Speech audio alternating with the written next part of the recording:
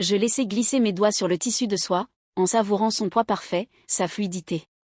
Ce serait la pièce maîtresse de ma nouvelle collection si je parvenais à maintenir ma marque en vie assez longtemps pour la présenter. Mademoiselle Harrison ? Mon assistante, Kate, passa la tête dans mon atelier. Votre mère a rappelé. Ils vous attendent pour le dîner à 19h. Je jetai un œil à l'horloge. 18h30. Encore un de ces dîners de famille soigneusement chorégraphiés, dans le manoir de Marcus Wellington, où mon beau-père ne manquerait pas de trouver de nouvelles façons de ridiculiser mes rêves. Merci, Kate. Tu peux vérifier que les photos du lookbook seront prêtes pour demain ? Et confirmer notre rendez-vous avec l'agence d'influenceurs ? Déjà fait. Elle sourit, puis hésita. Vous êtes sûr de vouloir garder le projet de Paris secret ? Votre famille serait peut-être plus compréhensive si elle savait. Je secouai la tête, repliant soigneusement la soie. Marcus ne ferait qu'essayer d'interférer. Mieux vaut qu'il croie qu'Isabella Harrison Design est en difficulté. Ça rendra ma prestation de ce soir plus crédible. En vérité, ma petite boutique avait dépassé son statut modeste depuis des mois. Ce qui avait commencé comme un petit atelier à Brooklyn s'était transformé en quelque chose de bien plus vaste, bien que j'aie soigneusement dissimulé les preuves. Chaque fois que les espions de Marcus rapportaient que ma boutique était vide, j'étais en réalité en train de rencontrer des acheteurs de luxe dans des showrooms privés. Quand ils se moquaient de mes créations, d'amatrices, des rédacteurs mode influents se battaient déjà pour les publier. Mais ce soir, il fallait que je joue une dernière fois la créatrice en détresse. Le manoir Wellington s'imposa devant moi, colonne de marbre et arrogance de l'argent ancien. Marcus l'avait acheté avec l'assurance vie de mon père après avoir épousé ma mère, bien qu'il préférait qu'on oublie ce détail. Je lissai ma robe volontairement simple, une de mes créations, mais assez discrète pour que Marcus ne la reconnaisse pas et sonnai. Ma chérie, répondit ma mère, toute maquillage parfait et nervosité contenue. Tu arrives juste à temps. Marcus a une grande nouvelle. Je parie, pensai-je en l'embrassant sur la joue. J'avais entendu des rumeurs sur son projet de lancer sa propre marque de luxe, s'appuyant sur son succès dans le prêt-à-porter de masse.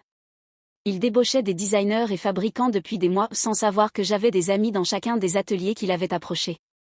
La salle à manger était un monument à la conception que Marcus se faisait du succès, lustres en cristal, meubles anciens, et couverts minutieusement alignés que personne n'osait déranger. Ma demi-sœur cadette, Sophia, était assise en silence, pianotant sur son téléphone sous la table. À 16 ans, elle apprenait déjà à naviguer l'humeur de Marcus. Isabella, dit Marcus sans se lever à mon entrée. J'espère que ta petite boutique ne t'empêche pas d'honorer tes obligations familiales. Je pris place, notant comment il m'avait placé juste en face de lui. Classique jeu de pouvoir. Jamais trop occupé pour la famille. Excellent, sourit-il, tout dents, sans chaleur. Car nous devons parler de ton avenir. Le personnel servit le dîner, une cuisine française élaborée que Marcus ne toucha presque pas, trop occupé à faire son numéro. Il adorait d'avoir un public, surtout un captif. J'ai passé en revue les investissements familiaux, commença-t-il, faisant tournoyer son vin. Ta mère et moi avons décidé qu'il était temps d'opérer quelques changements. Ma mère tressaillit légèrement. Nous savions toutes deux qu'elle n'avait rien décidé du tout. Ta boutique, poursuivit Marcus, draine des ressources depuis 2 ans. Les rapports sur le trafic piétonnier sont désastreux.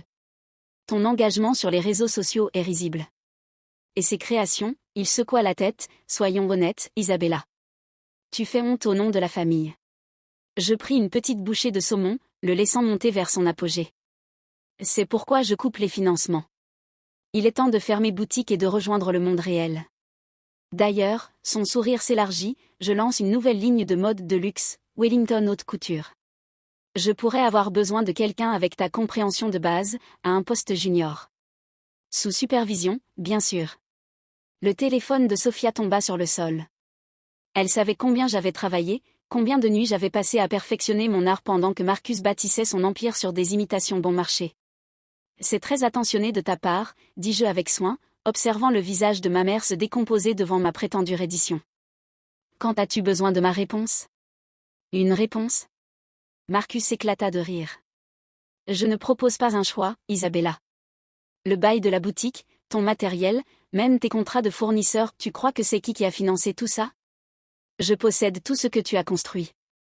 Je me levai lentement, déposant ma serviette à côté de mon assiette à peine touchée. Je vois. Dans ce cas, je suppose que je vais aller faire mes cartons. Ne fais pas ta dramatique, soupira Marcus. Reste. Termine ton dîner. Nous sommes une famille, après tout. Demain, mon équipe s'occupera de tout. J'embrassai ma mère sur la joue, murmurai, regarde les infos demain, à l'oreille de Sophia, et quittai le manoir pour la dernière fois. Dans ma voiture, je me permis enfin un sourire. Marcus avait raison sur un point, demain changerait tout. Il ne savait simplement pas que son obligation familiale l'avait devancé à chaque étape. Mon téléphone vibra un message de Kate. Contrat avec les influenceurs signés. Essayage des célébrités confirmé. Liste des invités pour Paris finalisée. Et l'équipe de Marcus vient d'essayer d'accéder à nos véritables dossiers financiers. Parfait.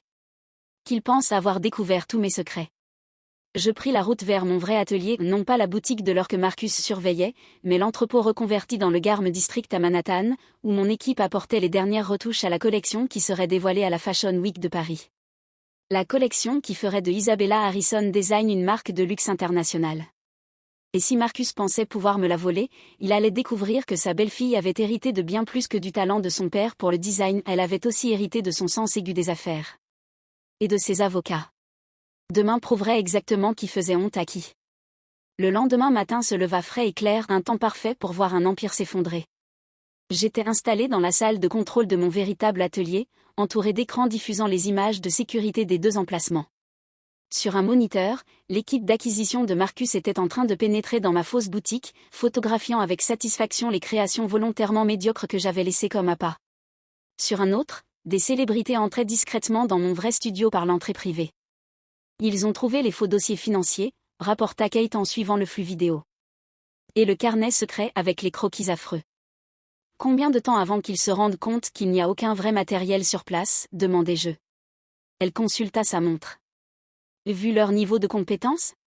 Des heures. Mais ce sera trop tard, à ce moment-là. Elle avait raison.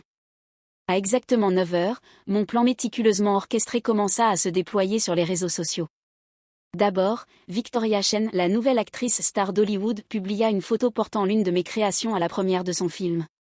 Obsédée par ma robe @Isabella Harrison Design. Trop hâte d'en porter d'autres à la #Paris Fashion Week. 10 minutes plus tard, la superstar de la pop Jade Martinez partagea une vidéo de son dernier essayage dans mon studio. Isabella Harrison n'est pas juste une créatrice, c'est une artiste. Cette collection va révolutionner la mode. À 9h30, mon nom était en tendance mondiale. Mon téléphone vibra, Marcus. Je laissai l'appel aller en messagerie, me concentrant plutôt sur le véritable travail à accomplir. Dans le studio principal, 30 artisans talentueux apportaient les dernières finitions à la collection.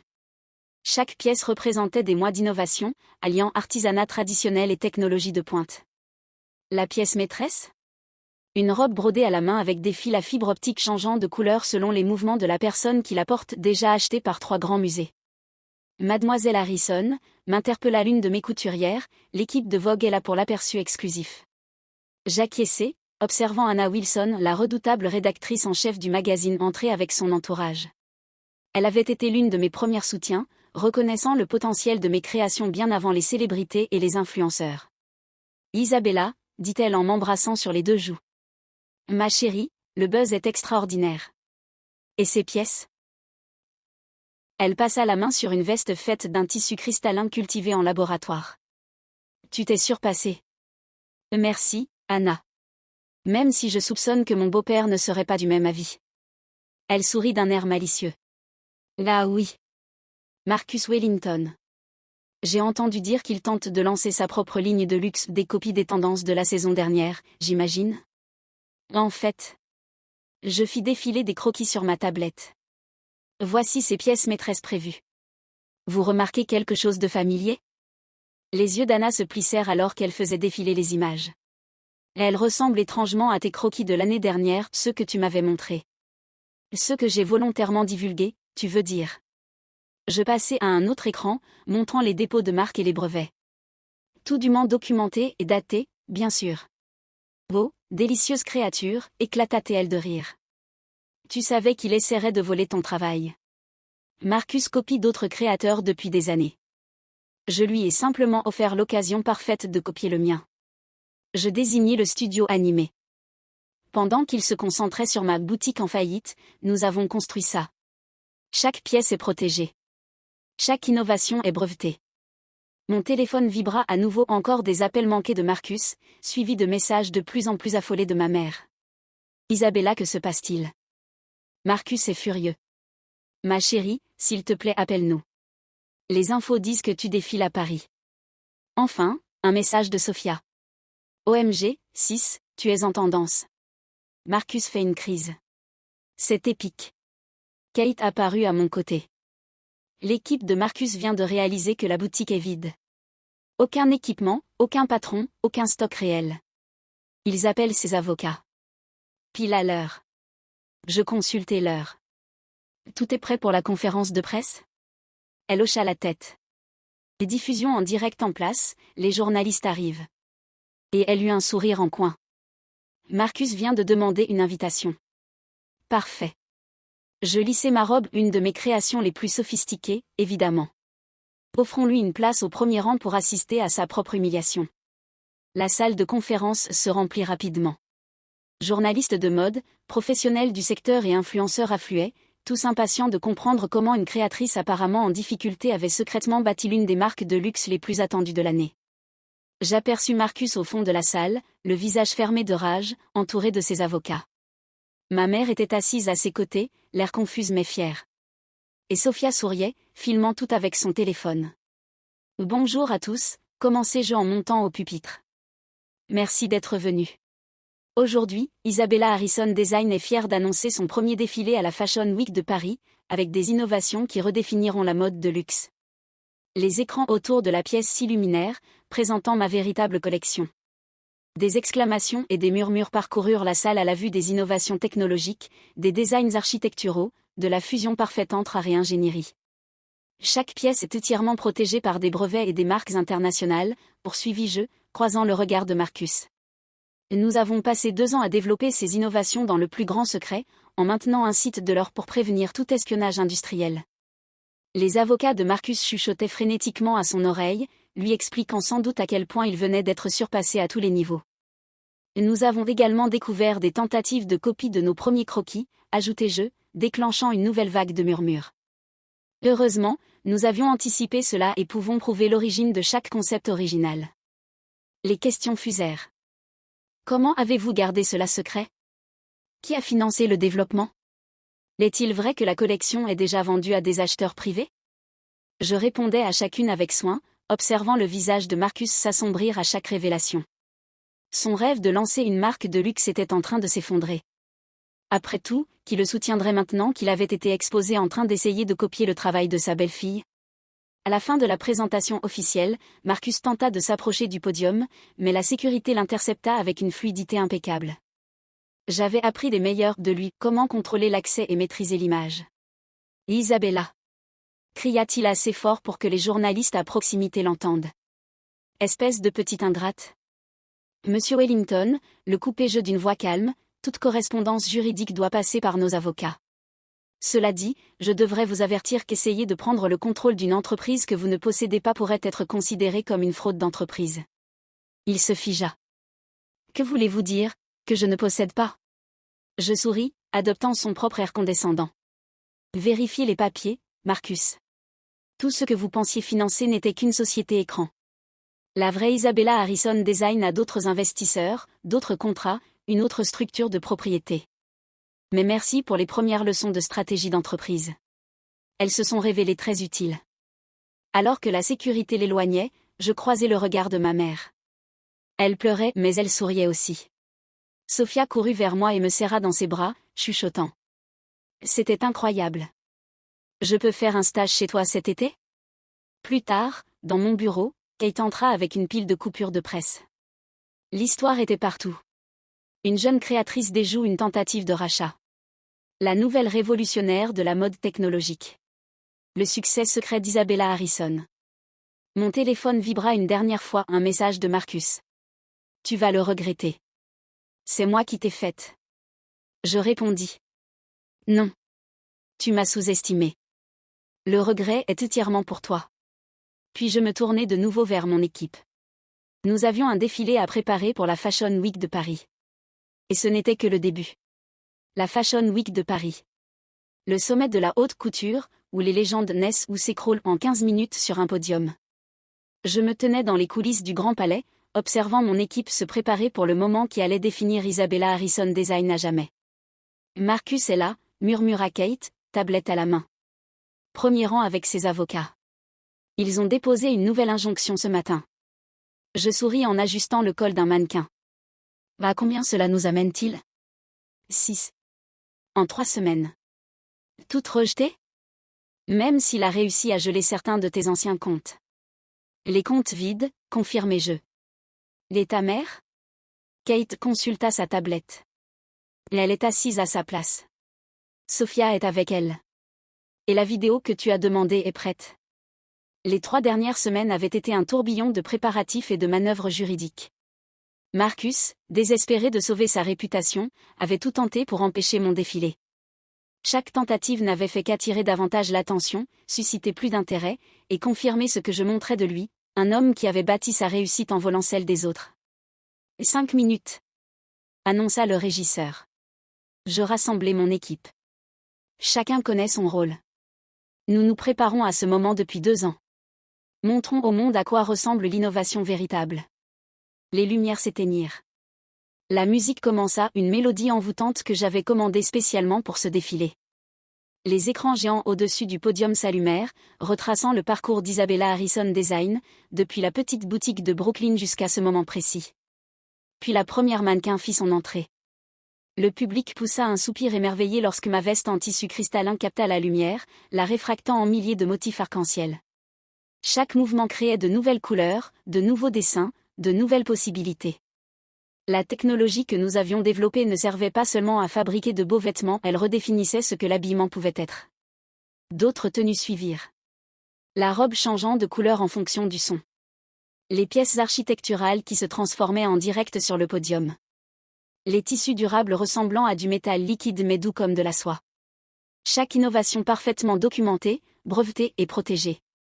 Depuis ma position en coulisses, je voyais le visage de Marcus s'assombrir à chaque nouveauté.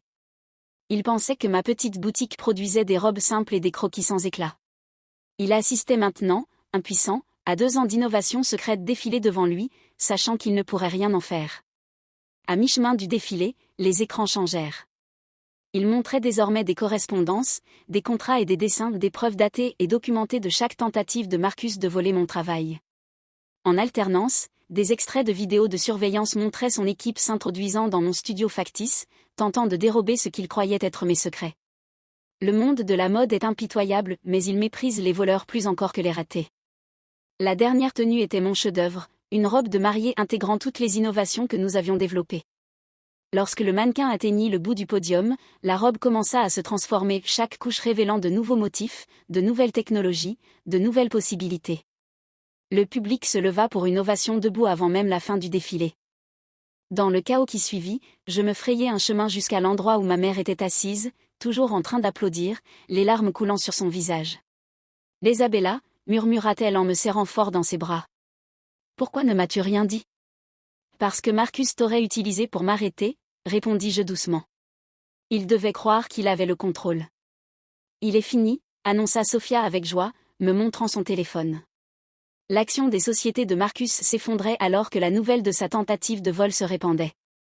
Les grands distributeurs résiliaient leurs contrats, refusant d'être associés à un plagiat avéré. Mademoiselle Harrison. Les journalistes se ruèrent autour de nous. Quel effet cela fait-il d'être la révélation de la Fashion Week de Paris ? Est-il vrai que vous avez déjà reçu pour plus de 50 millions de dollars de commandes ? Comptez-vous porter plainte contre Marcus Wellington ? Je levai la main pour obtenir le silence. Isabella Harrison Design représente une nouvelle ère dans la mode fondée sur l'innovation, l'intégrité et l'imagination. Nous avons prouvé que le succès ne vient pas du vol des rêves des autres, mais de la foi en les siens. Ce n'est pas terminé. La voix de Marcus perça la foule. Il avait l'air désespéré, en désordre. C'est moi qui t'ai faite. Tout ce que tu es, tout ce que tu as, c'est grâce à moi. Non, Marcus. Je me tournai vers lui une dernière fois. Tout ce que je suis, c'est parce que tu m'as appris exactement le genre de personne que je ne voulais pas devenir. Tu m'as montré que le vrai succès ne consiste pas à écraser les autres mais à créer quelque chose de réel. La sécurité s'approcha pour l'escorter, mais il les repoussa d'un geste. Ton père était un raté lui aussi. C'est pour ça qu'il ne t'a laissé que des dettes. En réalité, répliquai-je avec un sourire, il m'a laissé son bien le plus précieux, sa foi en moi. Et son vieil entrepôt dans le quartier du textile, celui dont tu n'as jamais entendu parler parce qu'il était au nom de ma mère. Celui où j'ai tout construit pendant que tu te moquais de ma petite boutique. Les semaines suivantes furent un tourbillon de succès. Les commandes affluèrent de la part de détaillants de luxe du monde entier. Nos innovations furent saluées aussi bien dans les revues de mode que dans les publications technologiques. 3 grands musées demandèrent des pièces pour leur collection permanente. L'empire de Marcus s'effondra aussi vite que le mien s'élevait. Les distributeurs annulèrent leurs contrats. Les partenaires se retirèrent. Et des enquêtes révélèrent un schéma de vol qui remontait à des années. Ils volaient les créations de petits designers, les écrasant ensuite sous des menaces judiciaires lorsqu'ils tentaient de se défendre. À présent, ils se manifestaient tous. Ma mère demanda le divorce, enfin libérée de son emprise. Elle s'installa dans un pantouse que je lui avais offert, retrouvant sa force jour après jour. Sophia commença un stage dans mon entreprise, montrant un vrai talent naturel pour la technologie du design. 1 an plus tard, je me tenais dans ma nouvelle boutique phare sur la 5e avenue, regardant les clients s'émerveiller devant nos dernières innovations. La boutique en difficulté que Marcus avait méprisée était désormais une marque de luxe mondiale, connue pour repousser les frontières de la mode et de la technologie. Mon téléphone vibra. Une alerte info. Marcus venait d'être inculpé pour fraude d'entreprise. Ses avocats négociaient un accord de plaidoyer. Mademoiselle Harrison ? Une jeune étudiante en design s'approcha, un portfolio serré contre elle. Votre histoire m'a inspiré à poursuivre mes rêves. Est-ce que vous pourriez regarder mon travail ? Je souris, me rappelant mes propres rêves d'alors. Bien sûr. Et s'il vous plaît, appelez-moi Isabella. Plus tard dans la soirée, dans mon bureau surplombant la ville, j'ouvris le vieux carnet de croquis de mon père. Sa dernière note était toujours là, écrite quand il savait qu'il allait mourir. Le succès ne dépend pas de ce que les autres pensent de vous. Il s'agit de rester fidèle à votre vision même quand personne d'autre n'y croit. J'avais fait bien plus que cela. J'avais transformé sa vision en un empire, son vieil entrepôt en une révolution de la mode, et j'avais prouvé que la meilleure des revanches ne consiste pas à détruire ses ennemis mais à bâtir quelque chose de si magnifique que leurs attaques deviennent sans importance. Marcus m'avait appris une dernière leçon. Parfois, les gens vous sous-estiment simplement parce qu'ils sont incapables de vous imaginer plus fort qu'eux. Leurs limites deviennent leurs faiblesses. Mon téléphone vibra de nouveau. Anna, de Vogue, chérie, que dis-tu d'un article en couverture ? Le futur de la mode, comment Isabella Harrison a changé la donne. Je regardais les lumières de la ville, repensant à ce dîner de famille 1 an plus tôt, quand Marcus pensait qu'il enterrait mes rêves. Il n'avait jamais compris qu'on ne peut pas tuer un rêve en le ridiculisant. On ne fait que le renforcer. Oui, répondis-je. Je pense qu'il est temps de raconter toute l'histoire. Après tout, le succès ne consiste pas seulement à prouver aux autres qu'ils ont tort. Il s'agit aussi de se prouver à soi-même qu'on avait raison. Et parfois, la meilleure vengeance, c'est simplement de devenir tout ce qu'ils disaient que tu ne serais jamais.